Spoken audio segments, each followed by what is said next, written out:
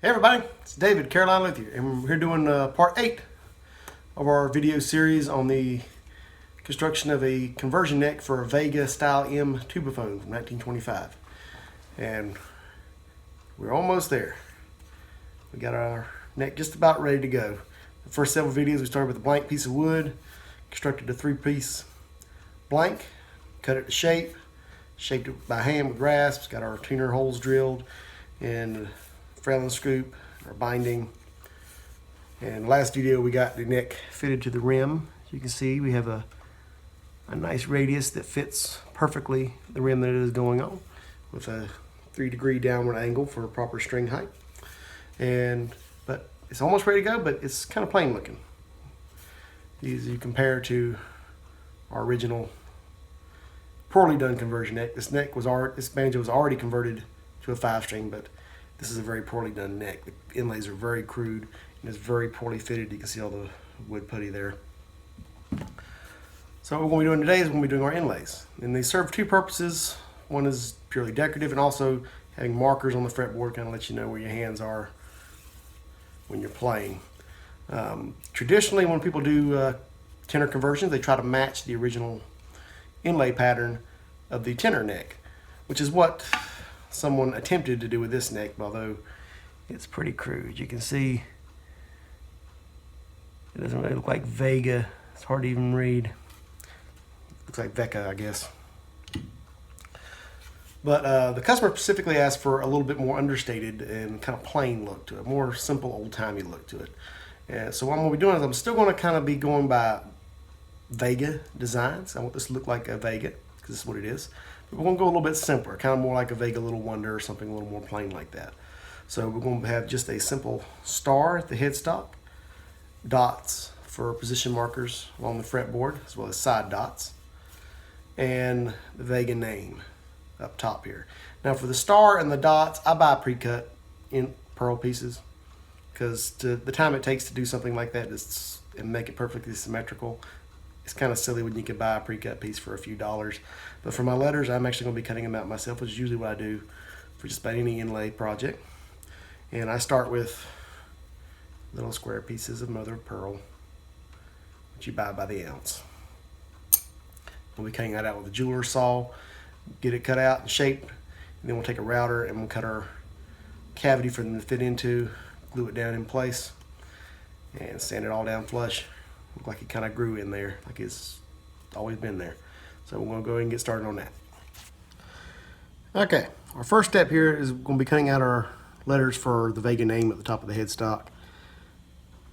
You can see I have drawn out the name Vega on my little piece of pearl here. And I've copied the font from a Vega Little Wonder. So we're kind of getting that same style here. So we'll look very Vega-ish. And we're going to be using our little jeweler's saw here to cut this out. And it'll help the optivisor so I can see.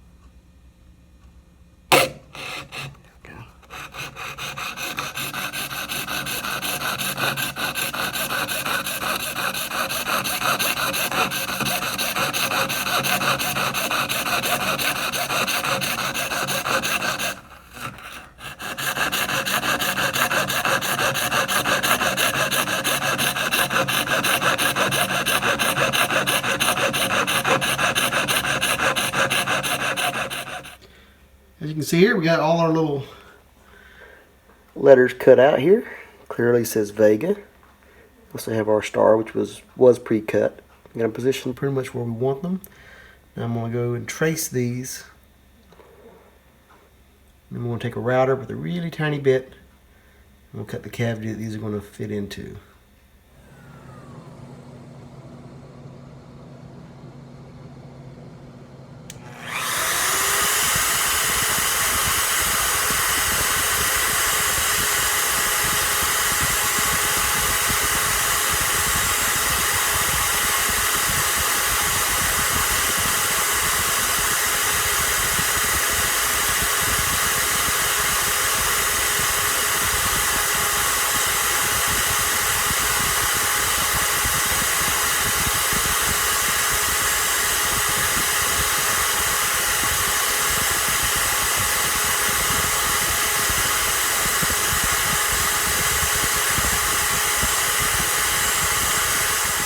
Okay, we got our cavities cut out for our inlays, and now we just got to glue our pieces in. And how we're going to do that is we're going to mix super glue, I like Zap-A-Gap, and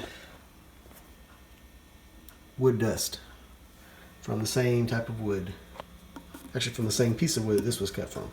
So that will blend together. Any gaps will be filled in and you won't hardly be able to see it. So once you get everything sanded down flush, get a finish on it, it looked like it just kind of just grew in there because it's always there.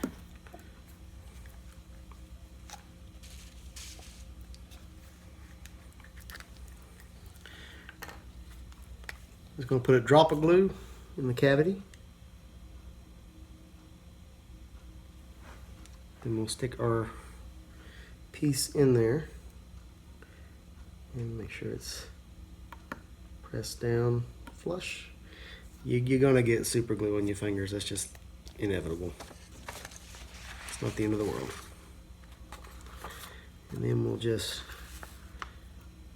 take some of our dust here and kind of put that over top of it, then put another drop on top of this and kind of mix it around with using a little pin here. And this might take a couple, sometimes there'll be an air pocket after you let it all dry. That's just the way it is. Let's just sprinkle some more on there. Just kind of creating a slurry of this wood dust and the super glue.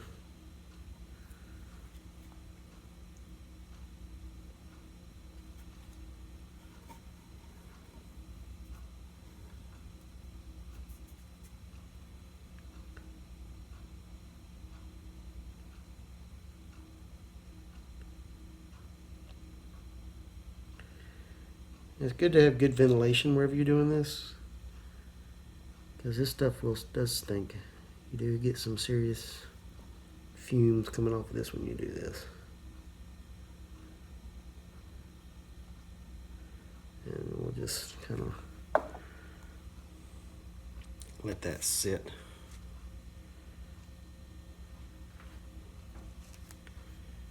And we'll just kind of take a paper towel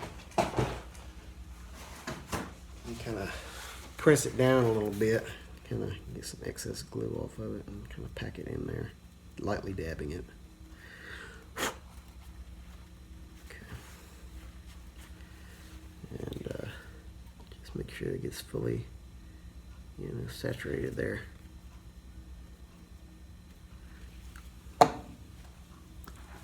And main thing is let this completely dry before you sand it down flush. And we're going to do each of these letters and the star that way. So we'll go and get all these done. And we'll let it dry for however long it takes and come back and we'll sand this all down. Okay, now we can see what that looks like now that we've got all our pieces in and glued. And now that it feels pretty much dry, we're going to take a file to this and then sandpaper and get it down flush. We may have to touch up an air pocket or two, but it should be mostly filled in now.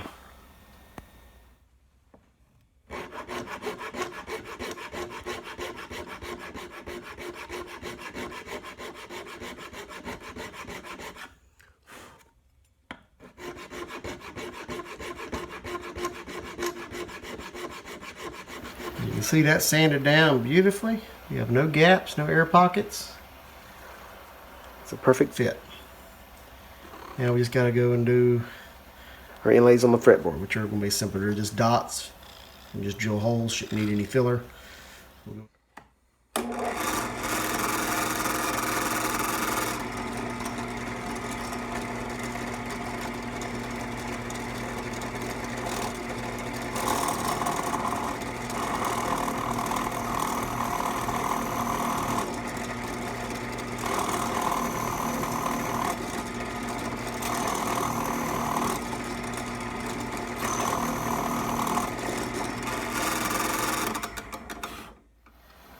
Alright, we got our little dots inletted in and sanded down flush. And smooth. Now we got to add our side dots. We have little tiny dots on the side pearl in corresponding positions to these, so you don't have to look over the top of the neck to see your positions. We'll do those the same way. Just going to drill a little hole and glue them down. So we'll probably drill them by hand.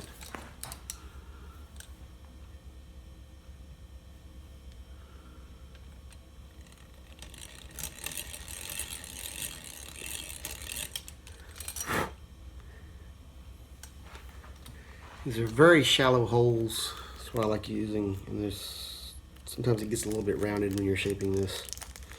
So that's why I like to use the old-timey hand crank drill for this.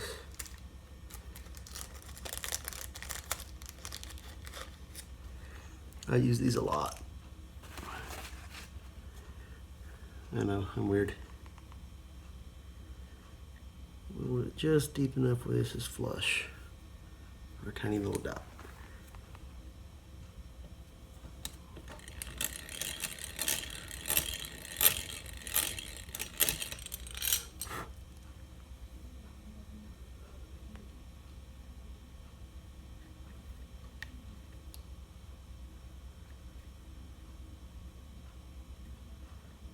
Yeah, I think that's good right there.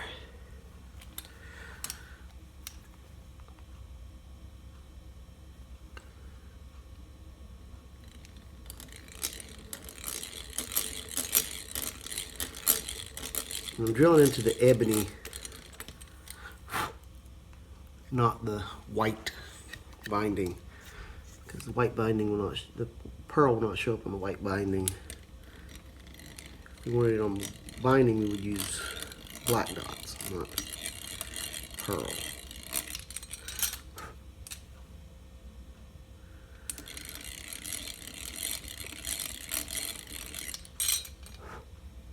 I think pearl looks a little nicer, so we're using pearl.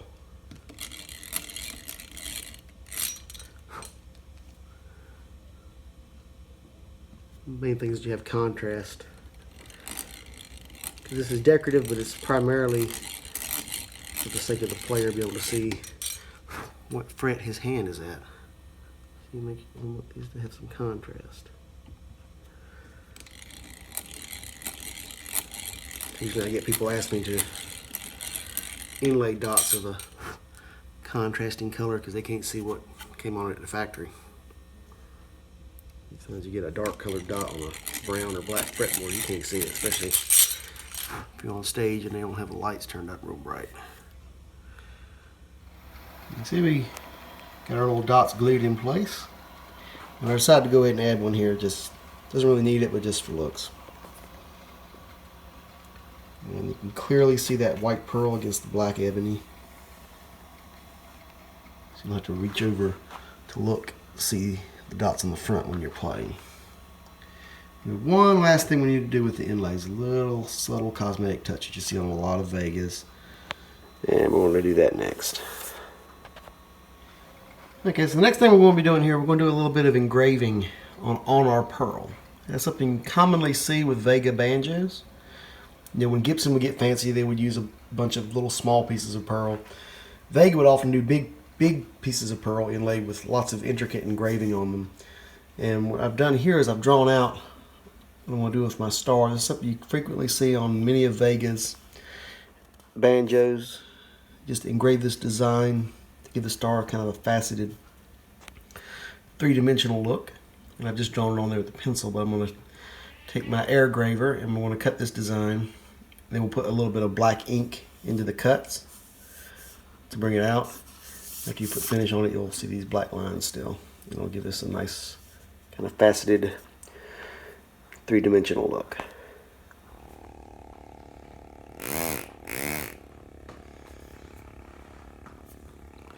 For this, I'm using Lindsay air graver, just a pneumatic powered graver. That's what you're hearing. Now my control is with my foot. Basically a tiny pneumatic jackhammer with a graver bit.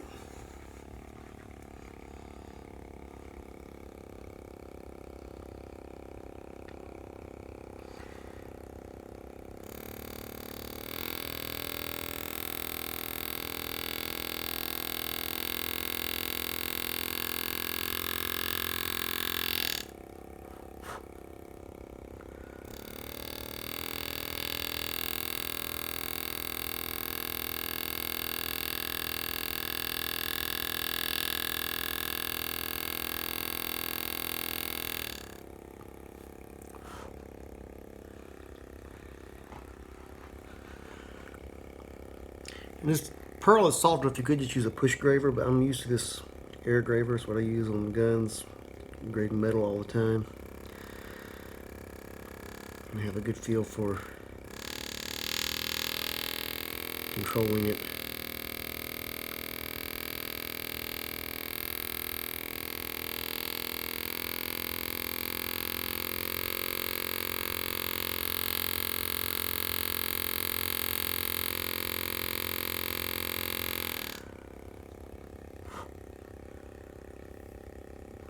You wouldn't want to use hammer and chisel graver because pearl is so brittle you're liable to chip it.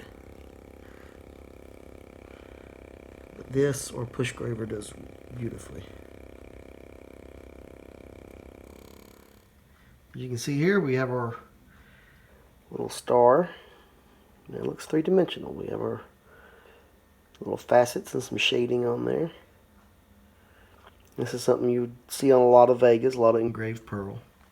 And a nice little subtle touch to kind of remind you that this is a Vega.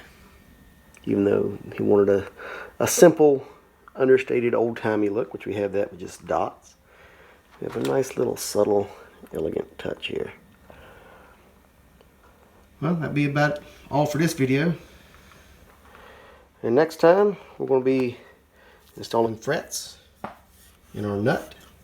And then once that's done, we'll sand this thing and get it finished and it'll be ready to put together. We're almost there, so make sure you subscribe so you don't miss none of that.